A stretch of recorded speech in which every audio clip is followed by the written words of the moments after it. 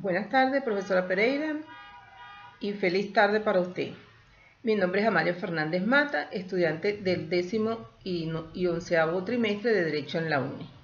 Bien, me toca hablar sobre la fase de la actividad probatoria y del sistema probatorio, tema que es de suma importancia a la hora de presentar una demanda.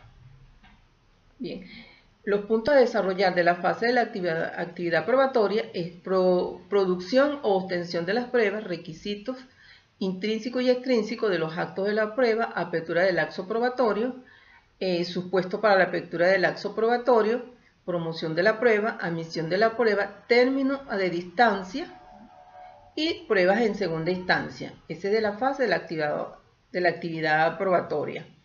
Y el sistema probatorio, la definición, sistema de fijación de los medios de prueba y sistema de libertad de prueba, sistema de la prueba legal, sistema en cuanto a la valoración de los medios probatorios y sistema de prueba libre, sistema de la prueba legal en sentido estricto. Bien, entonces tenemos entonces que la fase de la producción, obtención de la prueba, son los actos procesales y extraprocesales que conducen a poner la prueba en disposición del juez e incorporarla al proceso. En esto se concreta la investigación, la investigación, el aseguramiento, la proporción o propensión, la admisión y ordenación y la recepción y práctica. ¿Okay? Y los requisitos intrínsecos primero voy a comentar los intrínsecos, que son la conducencia del medio, la pertinencia o relevancia del hecho, objeto de la prueba, la utilidad del medio, la ausencia de prohibición legal a investigar del hecho, que estos deben regirse para la fase de producción de la prueba y se revisa su cumplimiento en la valoración. Asimismo, es importante destacar que los requisitos intrínsecos constituyen un límite del objeto de la prueba. Y los extrínsecos es la oportunidad procesal o ausencia de la preclusión, las formalidades procesales, la legitimación y postulación del juez que la decreta oficiosamente, y la competencia del juez o sus comisionados, la capacidad general del juez o funcionario comisionado, y de los órganos de la prueba y la ausencia de impedimentos legales, en aquellos y estos. Aquí decimos también que se rigen para la fase de la producción, pero en la valoración debe revisarse el cumplimiento del mismo. Tenemos también en este punto la apertura de los laxos probatorios. En la apertura de los laxos probatorios cito textualmente lo del artículo 388 del Código de Procedimiento Civil, que dice: está establecido que la apertura del laxo probatorio se realizará al día siguiente del vencimiento del laxo del emplazamiento para la contestación de la demanda, sin haberse logrado la conciliación ni el convencimiento del demandado. Quedará el juicio abierto a prueba sin necesidad de decreto o providencia del juez, a menos que por deberse de decidir el asunto sin prueba, el juez declare así en el día siguiente a dicho laxo. Luego tenemos lo que continúo con lo que es la suspensión para la apertura del laxo probatorio. En el primer punto nos dice que cuando el punto sobre el cual verse la demanda aparezca así, como por la contestación, ser de mero derecho. Y en segundo, cuando el demandado haya aceptado expresamente los hechos narrados en el libelo y haya contraído solamente el derecho. En el tercer punto, cuando las partes de común acuerdo convengan en ello, o bien cada uno por separado pida que los asuntos se decidan de mero derecho, o solo con los elementos de la prueba que obren ya en autos, o con los instrumentos que presentaran hasta informes. En el cuarto, cuando la ley establezca que solo es admisible la prueba instrumental, la cual en el caso deberá presentarse hasta el acto del informe. Seguimos con la promoción de las pruebas, que de esta debe realizarse en un periodo de 15 días. Las pruebas en segunda instancia, que debe, según el artículo, cito textualmente, el artículo 520 del Código de Procedimiento Civil, que dice que no se admitirán otras pruebas sino las del instrumento público y las de posiciones y juramento decisorio. En la admisión de la misma debe realizarse en 3 días, y debe tenerse en cuenta el término de la distancia, que de acuerdo al artículo 400,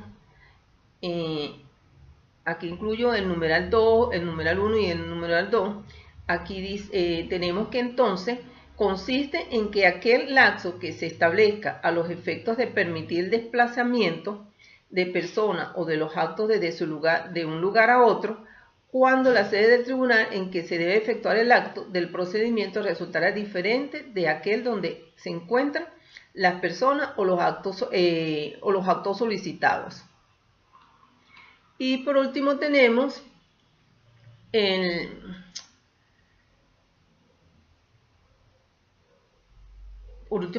lo que es el artículo 398 del Código de Procedimiento Civil en la fase probatoria, que dice que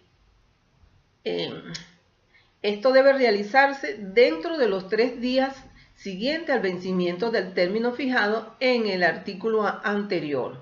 El juez providenciará los escritos de prueba, admitiendo los que son legales y procedentes y desechando los que aparezcan manifiestamente ilegales o impertinentes.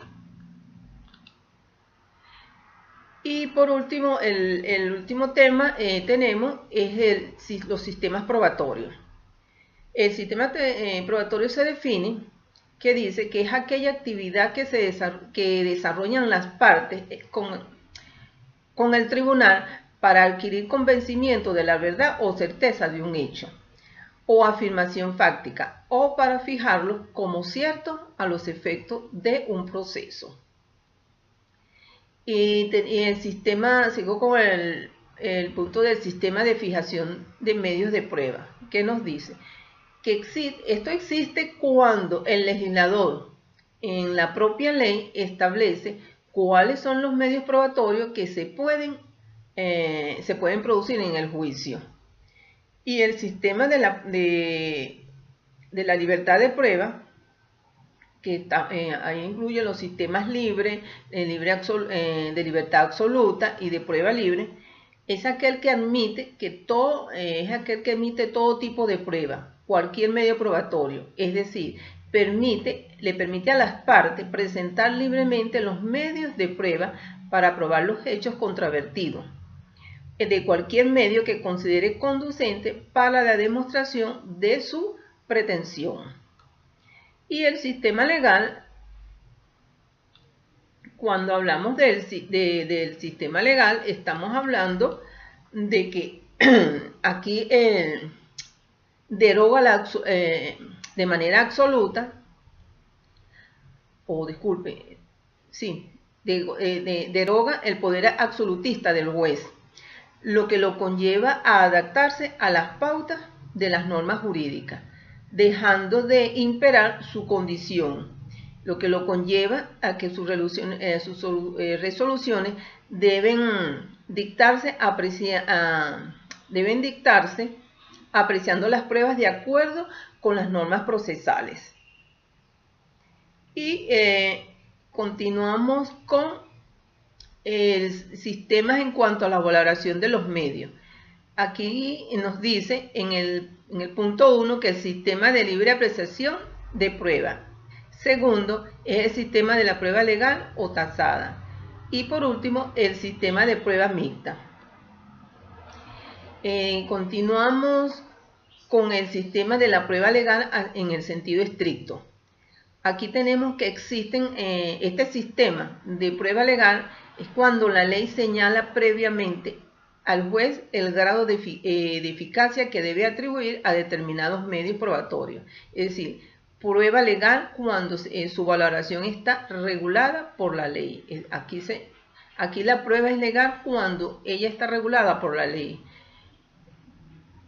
Y luego, por último, el sistema de prueba libre.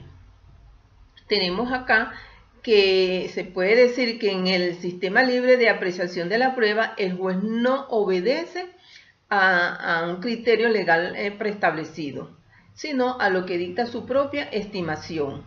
No es la ley quien fija el valor de la prueba, es el juzgador. Buenas tardes y gracias por su atención.